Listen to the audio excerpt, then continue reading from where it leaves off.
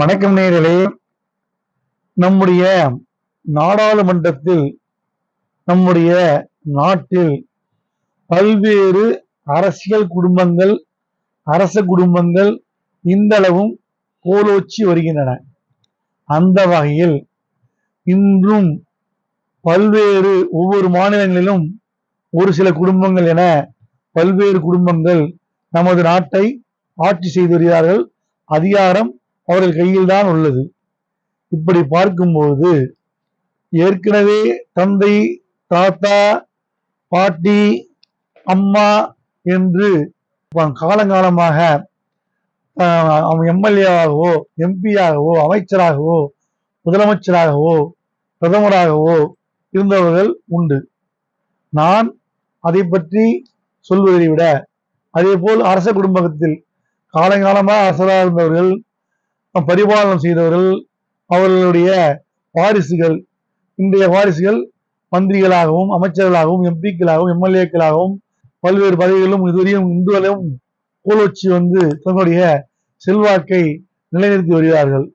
குவாலியர் மகாராஜா இது போன்ற நிறைய உதாரணங்களை இதற்கு சொல்லலாம். பல்வேறு மாநிலங்கள், மத்திய பிரதேசம், ராஜஸ்தான், இமாச்சல் பிரதேசம், ஹரியானா, காஷ்மீர் இத்தகைய மாநிலங்கள் இது போன்ற எம்பிக்கள், எம்எல்ஏக்கள் பரம்பரையாக வந்து கொண்டிருக்கிறார்கள். கிட்டத்தட்ட 20க்கும் மேற்பட்ட குடும்பங்கள் அதுபோல் இந்தியாவில் இன்றளவும் செல்வாக்குடன் திறந்து வருகின்றன. நான் அந்த அளவிற்கு ஆழமாக என்று கருத்து எடுத்து செல்லப் போவதில்லை.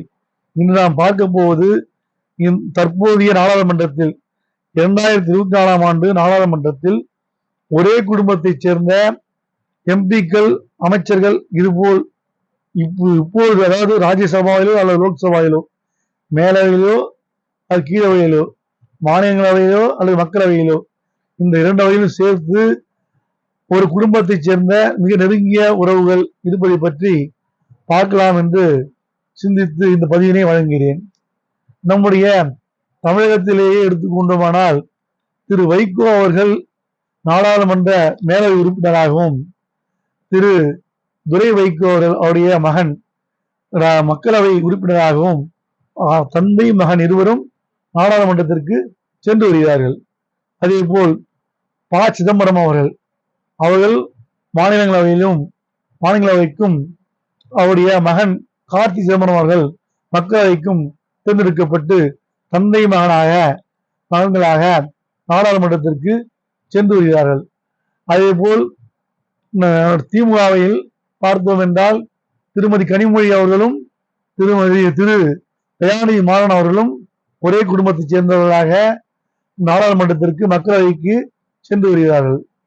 இதுபோல் பார்த்தோம் என்றால் கர்நாடகத்தில் HD தேவகவுடா அவர்களும் குமாரசாமி அவருடைய மகனும் மக்களவையிலும் மாநிலங்களவைக்கும் தேர்ந்தெடுக்கப்பட்டு அவர்கள் ஒரே குடும்பத்தில் தந்தை மகனாக நாடாளுமன்றத்திற்கு சென்று வருகிறார்கள்.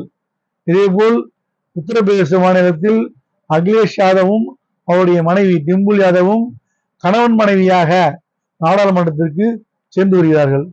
அதே போல் பார்த்தோம் என்றால் அவருடைய குடும்பத்திலேயே நிறைய பேர் மக்களவை, மாநிலங்களவை உறுப்பினர்களாகவும், சட்டமன்ற, மாநில மேலவை, கீழவை உறுப்பினர்களாகவும் இருக்கிறார்கள்.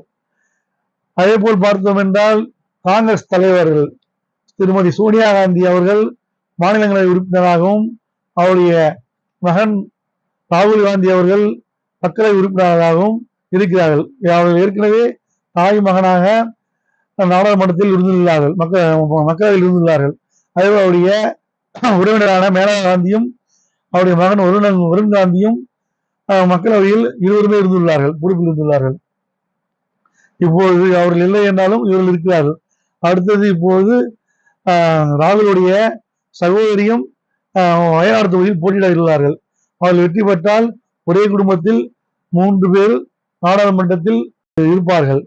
அதுபோல் காங்கிரஸ் கட்சியில் உள்ள விஷ்ணு பிரசாத் அவர்களும், பாமகவில் உள்ள திரு அன்புமணி ராமதாஸ் அவர்களும் நெருங்கிய உறவினர்களாக இருந்து கொண்டு எம்பிக்களாக மக்களால் தேர்ந்தெடுக்கப்பட்டு அவர்கள் நாடாளுமன்றத்திற்கு செல்கிறார்கள். இதில் திருமதி சௌமியா அன்புமணி அவர்கள் நாடாளுமன்ற தேர்தலில் போட்டியிட வாய்ப்பினை பெற்று குறைந்த வாக்கு வித்தியாசத்தில் வெற்றி வாய்ப்பினை தவற விட்டு விட்டார்கள். அப்படி இல்லாமல் அவர் வெற்றி பெற்றிருந்தார்கள் ஒரே குடும்பத்தில் 3 பேர் கணவன் மனைவியாகவும் உறவினராகவும் நாடாளுமன்றத்திற்கு சென்றிருப்பார்கள். இது இந்நிலையில் வைகோவை பற்றி சொல்லும் போது அவர் வாரிசு அரசியல் எதிர்த்துத்தான் மதிமுக என்ற கட்சியை துவங்கினார். அப்படி இருக்கையில் இன்று அவரும் அவரது மகனும் எம்பிக்களாக இருப்பது ஒரு தனிச்சிறப்பாக நான் கருதுகிறேன். அதே போல் பார்த்தோம் என்றால் பல்வேறு குடும்பங்கள் நாடளவில் கோலோச்சி வருகின்றன. அதேபோல் மகாராஷ்டிராவில் சரத்பவார், சுப்ரியா சூலே அவர்களும் இதுபோல் மக்களவை மாநிலவையில் இடம்பெற்றுள்ளார்கள். இதுபோல் தொடர்ந்து பல்வேறு மாநிலங்களில் ஒரே குடும்பத்தில் தாய் மகனாக, தந்தை மகனாக, இதுபோல் மிக நெருங்கிய உறவினர்களாக இருப்பவர்கள் நாடாளுமன்றத்தில் கோலோச்சி வருகிறார்கள் என்பதை பதிவு செய்வதற்காகவே இந்த பதிவை நான் செய்துள்ளேன். பெரிய கட்சியில் பரவாயில்லை, ஆனால் சிறிய கட்சியான மாநில அளவில் கூட இல்லாத கட்சியா இருக்கின்ற மதிமுக அந்த கட்சியும் இந்த சிறப்பை பெற்றுள்ளது ஒரு ஆச்சரியமான ஒன்றாக நான் கருதுகிறேன். கர்நாடகத்தில் குமாரசாமியுடைய கட்சி சிறிய கட்சியாக இருந்தாலும் அவர்கள் ஆட்சி செய்துள்ளார்கள், அவர்கள் அங்கீகரிக்கப்பட்ட கட்சியாக உள்ளார்கள். ஆனால் மதிமுக அப்படி இல்லை என்ற நிலையிலேயே அவர்கள் வெற்றி பெற்று தேர்ந்தெடுக்கப்பட்டு மக்களால் தேர்ந்தெடுக்கப்பட்டு சென்றுள்ளது உண்மையிலேயே பாராட்ட தகுந்த ஒன்றாக நான் கருதுகிறேன். நன்றி, வணக்கம். வாழ்க செந்தமிழ், வாழ்க செந்தமிழர், வாழ்க தாய்மணி திருநாடு.